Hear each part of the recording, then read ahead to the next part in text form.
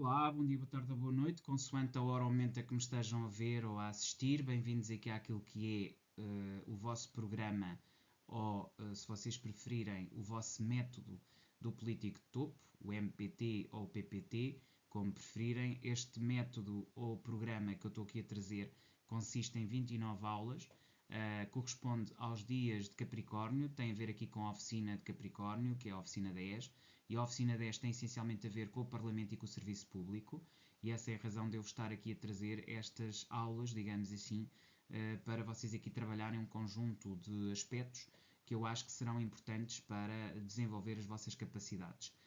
Nesta área que tem a ver com o serviço público, mas tem muito mais que ver que isso, não é? Tem a ver com um conjunto de regras e princípios de como é que funcionam as organizações públicas e como é que funcionam, da perspectiva do serviço público, as entidades ou instituições coletivas, que normalmente são públicas, não é?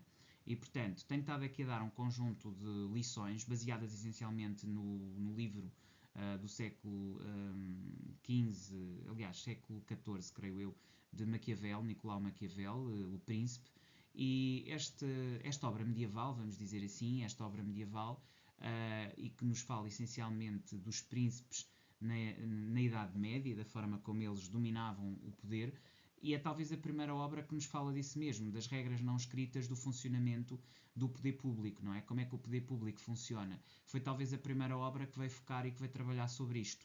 E então ela estabeleceu, digamos, o paradigma, e mais recentemente temos Robert Greene, que escreve as 48 Leis do Poder, que eu acho que é uma obra absolutamente decisiva para nós percebermos como é que funcionam as relações humanas de poder e como é que funciona o serviço público, como é que por detrás daquilo que é o serviço existe um conjunto de relações e interações que acabam por dominar.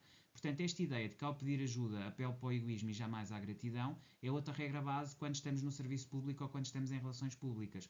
Ou seja, pedir ajuda temos que o fazer pelo egoísmo do outro e não tanto para gerar uma gratidão ao outro nos ficar em dívida. Jamais queiram criar relações de dívida com o outro, porque isso vai deixar o outro fortemente insatisfeito, porque sente-se de alguma forma dominado por esse sentimento de gratidão ou de obrigação. Aliás, no português nós até dizemos obrigado, no sentido de estar obrigado ou estar mais do que grato, subjugado. Então, para que o outro se sinta forte ou independente, devemos apelar ao seu egoísmo. Desta maneira, ele nem sente que está a ajudar e pensa que verdadeiramente ele está a tirar vantagem.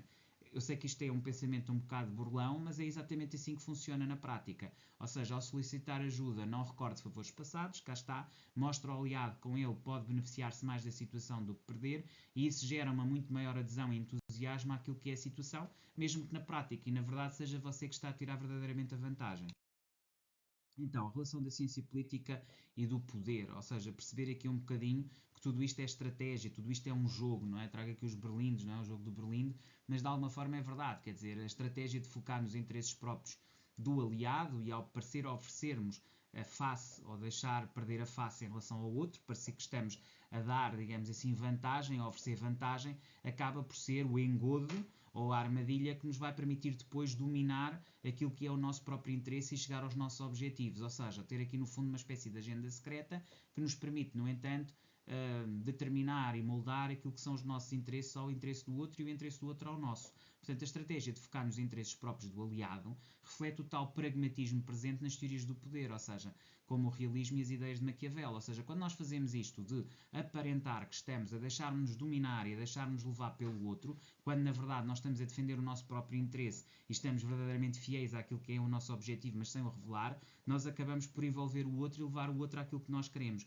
E de certa maneira isto acaba por ser a melhor forma de, aqui em termos de ciência política, dominar o poder. Isto são realmente princípios, quer do realismo político, quer de Maquiavel.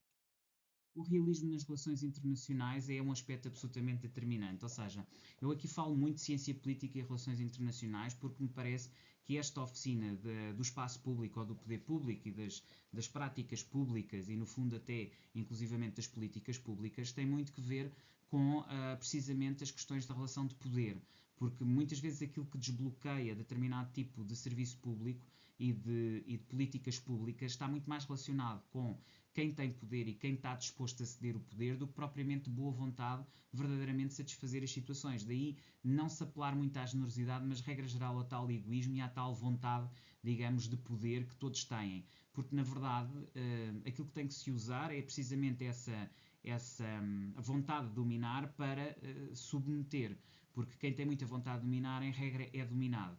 E isto acontece não só ao nível individual, como acontece ao nível dos Estados. Nós sabemos que todos os Estados buscam maximizar os seus interesses. A competitividade é a regra base aqui dentro das relações públicas e, mais concretamente, dentro daquilo que são as relações de poder e as relações do serviço público.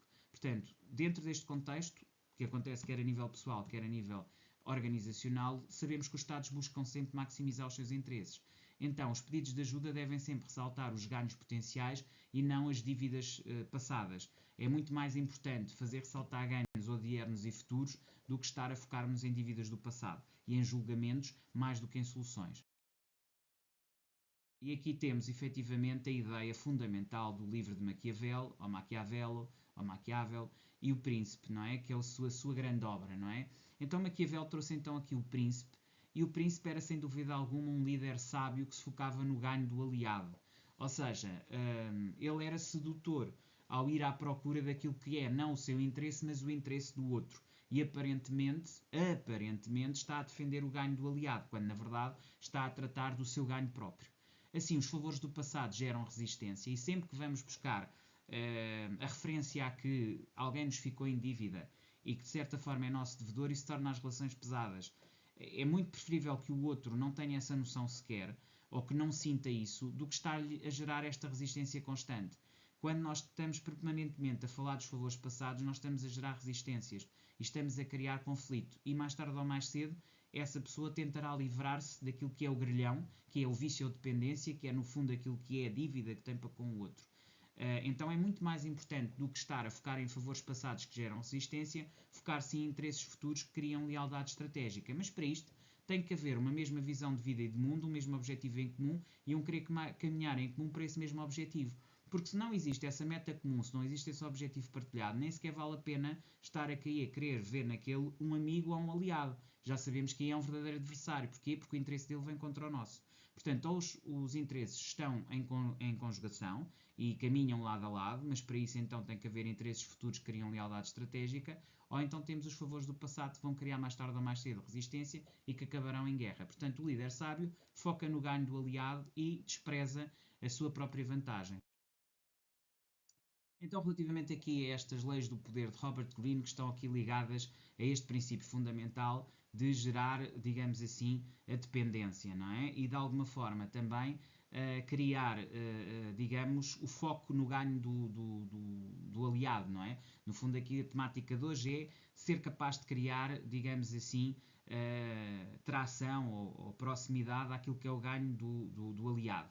E para fazer isto, para ganhar, digamos, a confiança do outro e exprimir-lhe de alguma forma que estamos no seu próprio interesse e não no nosso, não devemos ofuscar o mestre, ou seja, aí deixar sempre a vantagem para o outro, colocar-nos numa aparente posição de inferioridade, ocultar as nossas verdadeiras intenções, portanto, lei 1 e lei 3.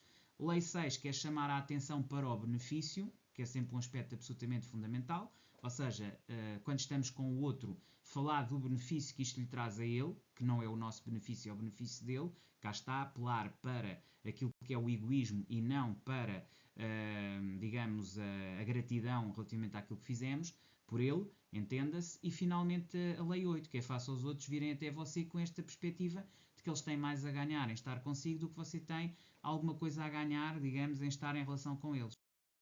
Então, o exercício que eu trago hoje, explorando os interesses para pedir ajuda. Como é que vocês vão aqui fazer para, de alguma forma, explorar interesses para pedir ajuda? Então, estabelecer aqui como objetivo fundamental aprender a enfatizar ou sublinhar ou de alguma forma a destacar, portanto, aprender a destacar benefícios para o aliado ao solicitar ajuda. Ou seja, quando vocês pedem qualquer coisa ao outro, imediatamente explicam-lhe porque é que ele vai tirar vantagens de vos estar a ajudar.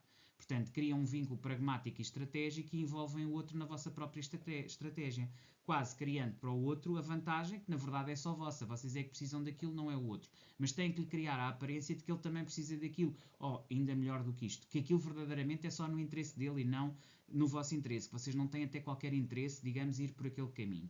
Isto faz com que efetivamente vocês façam isso. Ou seja, coloquem, enfatizem, sublinhem o benefício e interesse do aliado e por isso mesmo a solicitação de ajuda acaba por vir aqui subordinada àquilo que é a vantagem do outro. E é assim que vocês exploram os interesses para pedir ajuda. Depois, passos deste exercício: identificar o pedido, perceber exatamente qual é que é o pedido que vocês vão fazer e que o outro poderá estar interessado, e portanto tem que aqui ligar muito bem aquilo que é a vossa necessidade àquilo que é a necessidade do outro e aquilo que o outro julgará que é o seu próprio benefício, fazer aqui uma interligação muito clara na identificação do pedido.